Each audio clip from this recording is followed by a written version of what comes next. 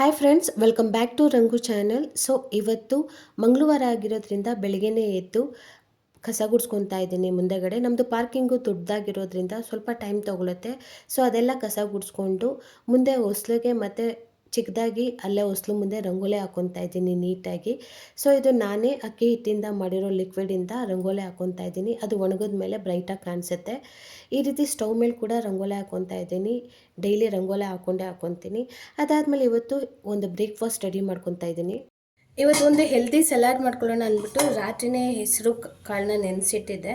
So ಹೆಸರು ಕಾಳು ಉಸ್ಲಿ ಮಾಡ್ಕೊಳ್ಳೋಕ್ಕೆ ಈಗ ಹೆಸರು ಕಾಳು ಅಂದರೆ ಬೇಯಕ್ಕೆ ಇಡ್ತೀನಿ. ಇದು ಬೇಯಬೇಕು ಅಂದರೆ ಚೆನ್ನಾಗಿ ಇದಾಗಿದೆ. ಅಂದರೆ ಇವತ್ತು ಹಸಿಯಾಗಿ ಸಲಾಡ್ ಮಾಡಲ್ಲ, ಬೇಯಿಸ್ಬಿಟ್ಟು ಉಸ್ಲಿ ಥರ ಮಾಡ್ಕೊತೀನಿ. ಇದನ್ನು ಬೇಯಕ್ಕೆ ಇಡಬೇಕು. ಇದು ಮುಳುಗೋಷ್ಟು ಮಾತ್ರ ನೀರು ಹಾಕ್ತಾ ಇದ್ದೀನಿ. ಸೊ ಇದನ್ನು ಈಗ ಬೇಯಕ್ಕಿಡೋಣ. ಈಗ ಅದು ಉಸ್ಲಿಗೆ ನಾನೇನು ಮಾಡ್ಕೊಂಡಿದ್ದೀನಿ, ಈರುಳ್ಳಿ ಒಂದು, ಟೊಮೊಟೊ ಒಂದು, ಸ್ವಲ್ಪ 3-4 ಹಸಿಮೆಣ್ಸಿಕಾಯಿ, ಕೊತ್ತಂಬರಿ, ಕರಿಬೇವು, ಸ್ವಲ್ಪ ಕಾಯಿ ತುರಿ ತೊಗೊಂಡಿದ್ದೀನಿ. ಈಗ ಅದಕ್ಕೆ ಒಗ್ಗರಣೆ ಕೊಡಬೇಕು. ಹೆಸರು ಕಾಳು ಬೆಂದಾಗಿದೆ. ಅದು ನೋಡಿ ನೀಟಾಗಿ ಬೆಂದಿದೆ. ಹಿಂಗಂದ್ರೆ ಗೊತ್ತಾಗ್ಬಿಡುತ್ತೆ ಬೆಂದಿದೆ ನೀಟಾಗಿ.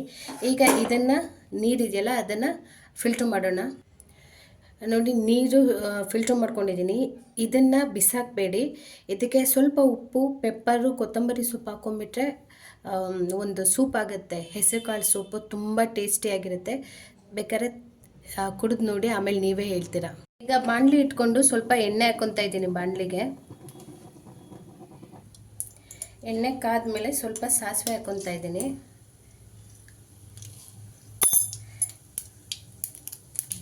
ಸ್ವಲ್ಪ ಜೀರಿಗೆ, ಅದಾದಮೇಲೆ ಕರಿಬೇವು,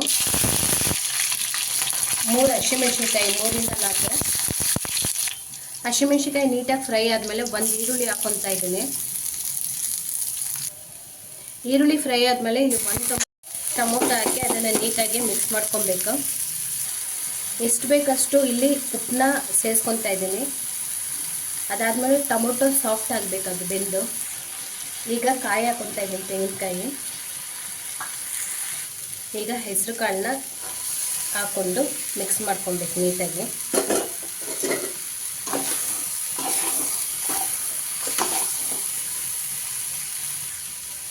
ಈಗ ಸ್ವಲ್ಪ ಕೊತ್ತಂಬರಿ ಹಾಕಬೇಕು.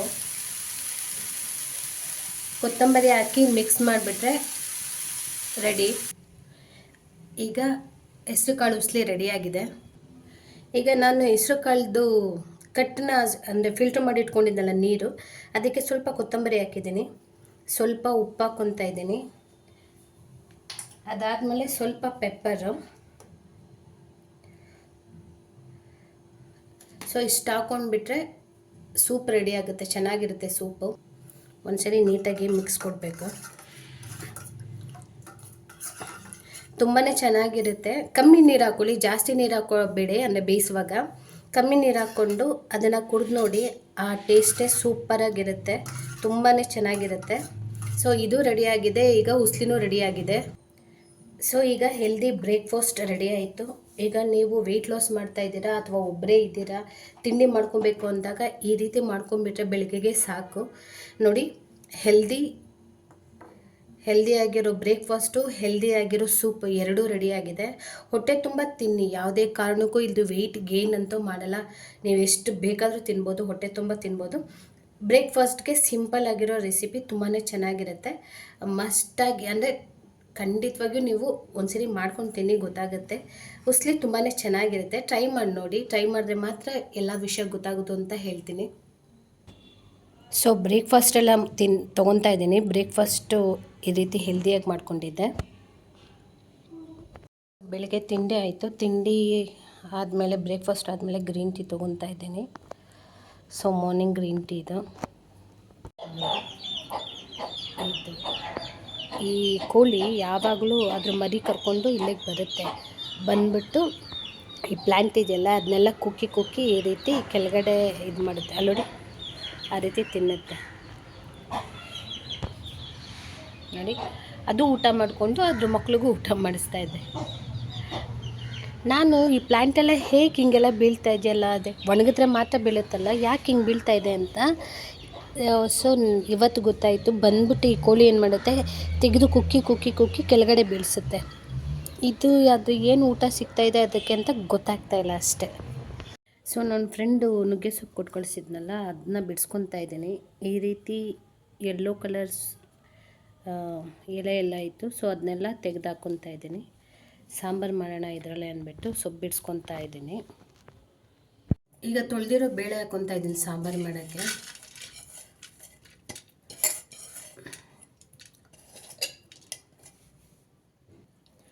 ಬೇಳೆ ಬೇಯಷ್ಟು ನೀರು ಹಾಕ್ಕೊಬೇಕು. ಇದು ಬೇಳೆ ಬೇಯಬೇಕು. ಬೆಂದಾದಮೇಲೆ ತೊಳೆದಿರೋ ಸೊಪ್ಪನ್ನ ಇದಕ್ಕೆ ಆ್ಯಡ್ ಮಾಡ್ಕೊತೀನಿ. ನೋಡಿ, ಸೊಪ್ಪು ಈಗ ತುಂಬಿದ್ದೀನಿ. ತೊಳ್ಕೊಂಡು ಬೇಳೆ ಬೆಂದಿದೆ. ಬೇಳೆ ಬೆಂದಾದಮೇಲೆ ಸೊಪ್ಪು ತೊಳ್ಕೊಂಡು ಸೊಪ್ಪು ತುಂಬಿದ್ದೀನಿ. ಇದಕ್ಕೆ ಸ್ವಲ್ಪ ಉಪ್ಪು ಹಾಕ್ಕೊತಾ ಇದ್ದೀನಿ ಈಗಲೇ, ಎಷ್ಟು ಬೇಕಷ್ಟು. ಉಪ್ಪು ಹಾಕಿದ್ಮೇಲೆ ಇದನ್ನು ಸ್ವಲ್ಪ ಹೊತ್ತು ಬೇಯಬೇಕು, ಅಂದರೆ ಸೊಪ್ಪು ಬೇಯಬೇಕು. ಸೊಪ್ಪು ಬೇಯಕ್ಕೆ ಬಿಟ್ಬಿಟ್ಟು ಖಾರಕ್ಕೆ ರೆಡಿ ಮಾಡ್ಕೊತೀನಿ. ನೋಡಿ, ಸೊಪ್ಪು ಬೆಂದಿದೆ. ಈಗ ಇದಕ್ಕೆ ಖಾರ ಮಾಡ್ಕೊಬೇಕು. ಈಗ ಮೆಣಸಿನ್ಕಾಯಿ ಹಾಕ್ಕೊತಾ ಇದ್ದೀನಿ ಹುರಿಯೋಕ್ಕೆ. ಮೆಣಸಿನ್ಕಾಯಿ ಹಾಕ್ಕೊಂಡು ಹುರ್ಕೊಬೇಕು. ಸೊ ಈ ರೀತಿ ಒಬ್ಬರೇ ಇದ್ದೀವಿ, ಅಡುಗೆ ಮಾಡ್ಕೊಳ್ಳೋಕೆ ಬೋರು ಅಂದಾಗ ಈ ರೀತಿ ಸಿಂಪಲ್ಲಾಗಿ ಈ ರೀತಿ ನುಗ್ಗೆ ಸೊಪ್ಪು, ಬೇಳೆನೋ ಅಥವಾ ಗೆಡ್ಡೆಕೋಸು ಯಾವುದರಿಂದ ಬೇಕಾದರೂ ಉಪ್ಸಾರು ಮಾಡ್ಬೋದು. ಒಂದು 20 ನಿಮಿಷಕ್ಕೆಲ್ಲ ರೆಡಿ ಆಗೋಗ್ಬಿಡುತ್ತೆ. ಅಕಸ್ಮಾತ್ ನೀವೇನಾದ್ರು ಈ ರೀತಿ ಖಾರ ರೆಡಿ ಮಾಡಿ ಇಟ್ಕೊಂಡ್ಬಿಟ್ಟಿದ್ರೆ 10 ನಿಮಿಷಕ್ಕೆ ಉಪ್ಸಾರು ಆಗಿಬಿಡುತ್ತೆ. ಬೇಳೆ ತರಕಾರಿ ಹೆಚ್ಚಿ ಬೇಯಿಸ್ಬಿಟ್ರೆ ಈ ಖಾರ ಇದ್ದರೆ 10 ನಿಮಿಷಕ್ಕೆ ರೆಡಿಯಾಗಿ ಹೋಗ್ಬಿಡುತ್ತೆ. ಸಾಂಬಾರಿಗೆ ತಲೆ ಕೆಡಿಸ್ಕೊಳ್ಳೋಷ್ಟಿರಲ್ಲ. ಇದನ್ನು ನೀಟಾಗಿ ಹುರ್ಕೊಳ್ಳೋಣ. ಇದೀಗ ಹಾಕಿದೆ. ಸ್ವಲ್ಪ ತಣ್ಣಗಾದ್ಮೇಲೆ ಜಾರ್ಗೆ ಹಾಕ್ಕೊಳ್ಳೋಣ. ಜಾರ್ಗೆ ಸ್ವಲ್ಪ ಬೆಳ್ಳುಳ್ಳಿ ಹಾಕ್ಕೊತಾ ಇದ್ದೀನಿ, ಸ್ವಲ್ಪ ಜೀರಿಗೆ, 5ರಿಂದ 6 ಮೆಣಸು, ಈ ಹುರ್ಕೊಂಡಿದ್ವಲ್ಲ ಮೆಣಸಿನ್ಕಾಯಿ,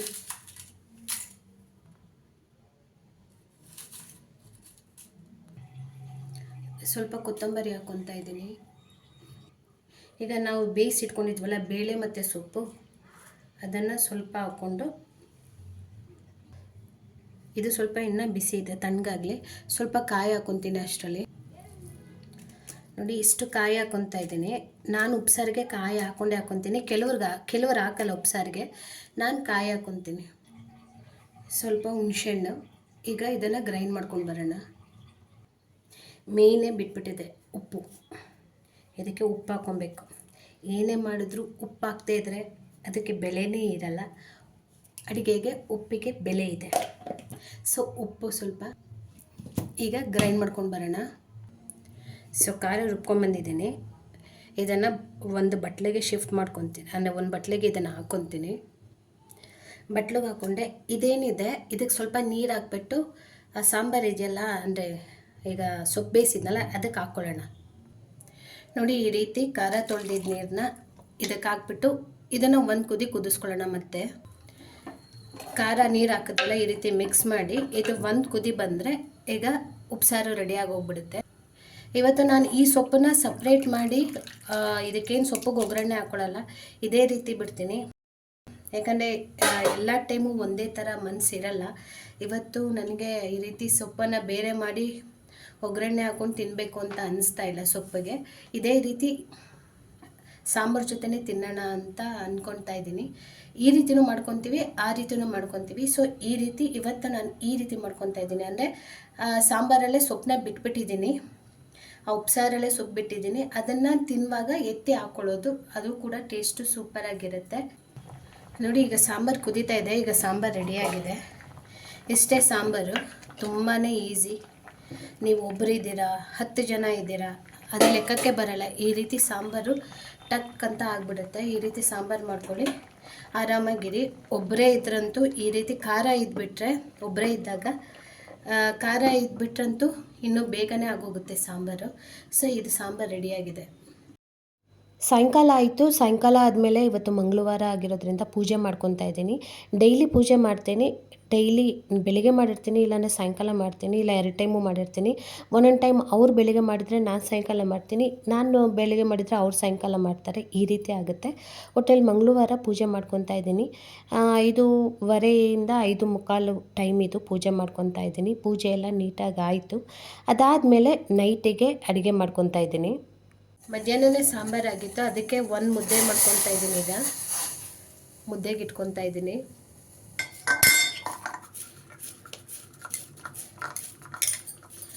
ಸೊ ಮುದ್ದೆ ರೆಡಿಯಾಗಿದೆ.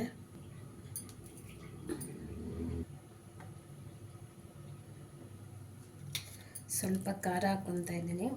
ನಾನು ಸ್ವಲ್ಪ ಖಾರ ಜಾಸ್ತಿನೇ ತಿನ್ನೋದು, ಸೊ ಅದಕ್ಕೋಸ್ಕರ ಖಾರ ಜಾಸ್ತಿ. ಸ್ವಲ್ಪ ಮಾರ್ನಿಂಗ್ದು ಪಲ್ಯ ಮಿಕ್ಕಿದೆ, ಅಂದರೆ ಹೆಸರುಕಾಳು ಉಸ್ಲಿ ಮಿಕ್ಕಿದೆ, ಸೊ ಅದು. ಇದಕ್ಕೆ ಸ್ವಲ್ಪ ಅನ್ನ. ಇಷ್ಟು ನಂದು ಇವತ್ತೊಂದು ನೈಟ್ ಡಿನ್ನರ್. ಈ ವ್ಲಾಗ್ ನಿಮ್ಗೆ ಇಷ್ಟ ಆದರೆ ಲೈಕ್ ಮಾಡಿ, ಶೇರ್ ಮಾಡಿ, ಕಮೆಂಟ್ ಮಾಡಿ, ಸಬ್ಸ್ಕ್ರೈಬ್ ಮಾಡಿಕೊಂಡು ನನ್ನ ಚಾನಲ್ನ ನೋಡಿ. ಸಬ್ಸ್ಕ್ರೈಬ್ ಮಾಡ್ಕೊಂಡಾದ್ಮೇಲೆ ಬೆಲ್ ಬಟನ್ನ ಪ್ರೆಸ್ ಮಾಡೋದು ಮರಿಬೇಡಿ ಅಂತ ಹೇಳ್ತಾ ಥ್ಯಾಂಕ್ ಯು, ಬಾಯ್.